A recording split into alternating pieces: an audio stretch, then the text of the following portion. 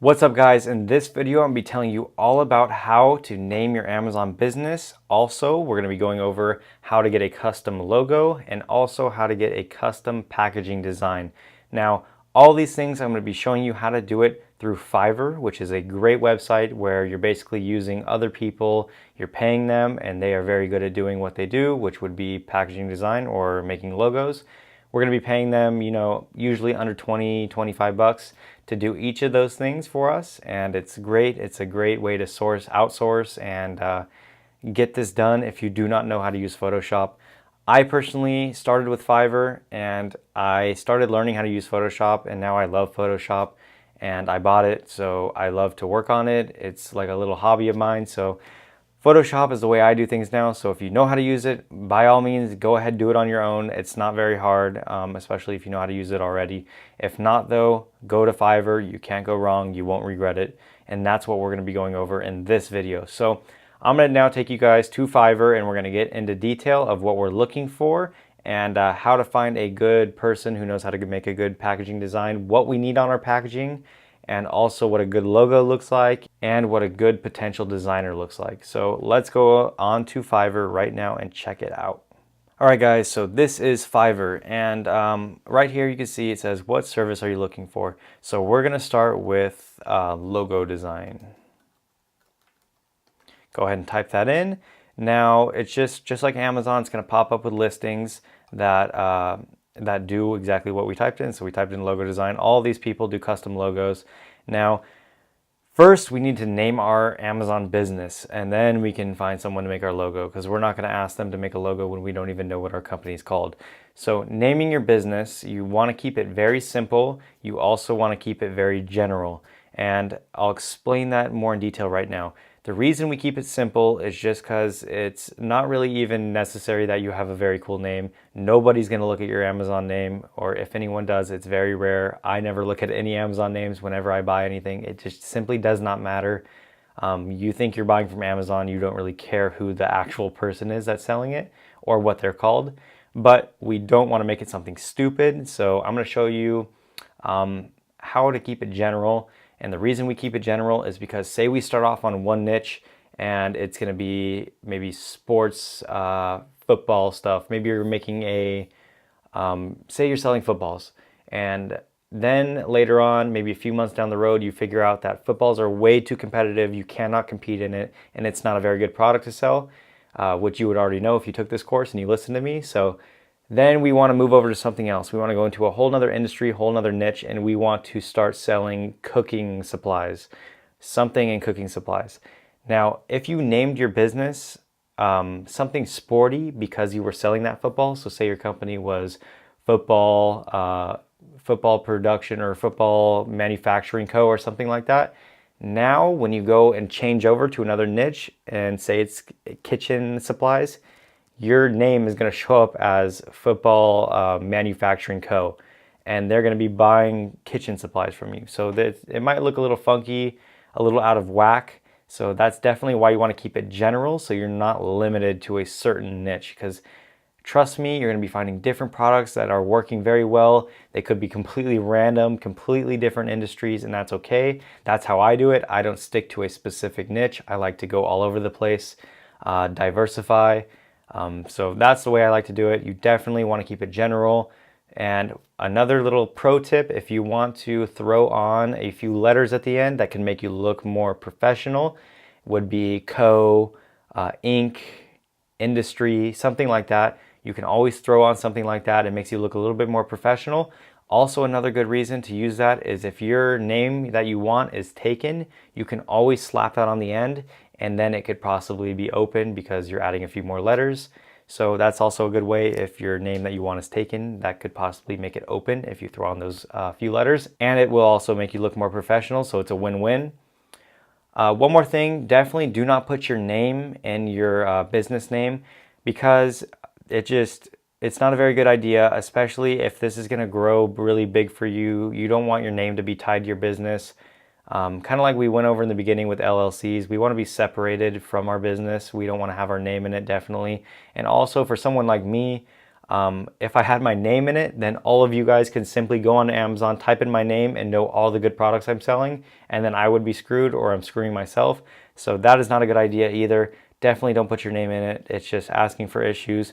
So keep it general. Don't put your name in it. Slap on a co or ink at the end to look more professional, or if the name's originally taken. And that's pretty much how simple it is. Don't overthink it. If you are overthinking it, then you're probably doing it wrong. So that's how simple it is. Now let's get back onto Fiverr and check out what our logo needs to look like. So just like our business name, we want to keep it simple. We want to limit the colors to maybe 2, maybe 3, because our supplier might charge us extra money if you're throwing a bunch of colors onto it. So I don't recommend doing that. And also keep it simple just so it's appealing to the eye and it's not something crazy. So like this one right here, this just looks terrible to me. It's just a big cluster of, BS basically. This one is pretty good, a little bit too much for me, for my taste. Simple writing like this could do very well. That could work, and it's probably, I don't know why it's $800. We're looking at the ones that are about $25. So surprisingly, out of all these, the best one is only $25. So that's why pricing on here doesn't really matter. So if you see an $800 one, just keep looking, because don't even bother. So this one's 25. That's cool. That looks nice. 25, 30, 15, 35. So these are all pretty cheap. Now I'm going to click on one. I like this one. I don't know why. So I'm going to click on it. Looks like they have a few different packages. I'm just going to click on basic. Doesn't matter. And you can click through a few of their examples. So it looks like this guy's pretty good at what he does. And you can definitely tell him to keep it simple. Don't go overboard on it. And he'll listen and, work with you, of course, because you're his customer. So keep it simple. The more complicated, the more colors, the worse. Don't think it's going to be better. Don't think you're going to pop or anything, because really people don't care about this stuff. It does not matter at all.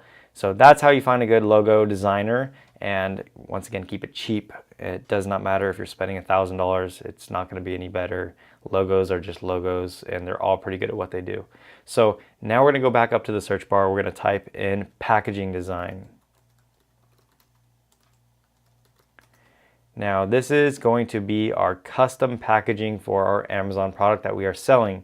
You do not need to make custom packaging, although later on maybe sell it without some packaging for a little while, and then later on you may want to make a custom package. It'll help you, it'll benefit you in a few different ways. First off, it'll make you pop more. People will appreciate that. It's going to be like more quality. They're going to open a package and it's going to have a custom box. It just gives the appeal to them, and it makes them feel like what they bought was worth it. It's quality.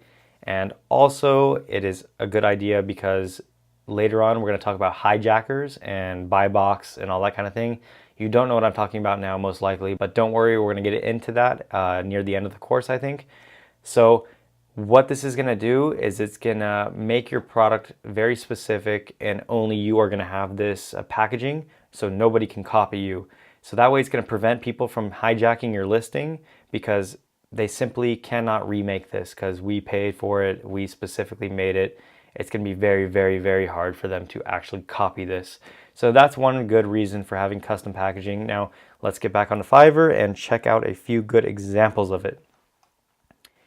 So I like to keep it simple once again, and I like to look at it as an extension of your Amazon listing. So we definitely want to throw on the features and stuff like that. Once again, keep it cheap too. So let's check out this one. 75 bucks is a little pricey, but whatever. I'm just trying to show you what a good package looks like. So I like to have an image of the actual item and possibly an image of the item being used, just like I do on my listings. And we have, looks like the name of it right here. That's also very important. You want to have the name. You want to have an image of it. You also want to have your logo, your company logo that we just made, like I talked about a few minutes ago. So here's the logo, or this is the logo, I don't know. We have the name of the item. We have the image of the item. And let's see another picture. So this one's cool. It looks like it has bullet points and features right here. That's cool. It has a few images. That's also nice. It looks like it's being used in this one, maybe. And it looks like we have the name of it right here and here. that's good also. So right here, this is a very important thing when we're doing our custom packaging, and that is going to be our Amazon product item label. Now what that is going to be the barcode, which is going to be your UPC code, and then also it's going to be the ASIN right below it, and that is going to be the Amazon product item label. Now all that stuff is going to be supplied after you make your listing, and we're going to get into that later when we talk about making your listing, but just know that this has to be on your package design. And I don't know if we talked about it yet, but we will talk about it if we haven't, which is going to be how to do the whole listing and everything and how to get that information. Just know, once again, that needs to be on there. And you just send all this stuff to whoever's making your custom packaging. Let them know what you want on it. Send them product shots. Send them the bullet points in the description that you want. Send them the title of it and also the color scheme that you want to use. Keep the colors at a minimum if you can, just so your suppliers don't charge you more or possibly turn you down. So that's basically product packaging. It's simple, it's easy, it's pretty cheap. Same with the logo design. Fiverr's definitely the way to go. And yeah, the simpler the better. That's what I recommend. And I hope you guys understand now how to make your company, business name, whatever you want to call it, and then how to get your custom logo, and then how to get your custom packaging, and then tie that all together, and you will have a very good product, and your customer will most likely be happy if the quality of your product's already there. This packaging and the logo and the professionalism will definitely bring them to that next level and make them leave a good review. This is a good thing to do, definitely, but I understand most of you won't start with doing this. I didn't start with doing this, but later on, as your product starts blowing up, you start making a ton of money, and it's all passive and it's just money coming in, might as well just take it to that next step. So that's going to be it for this video. Thank you guys for watching this one. Now we're going to go on to the next video. Later, guys.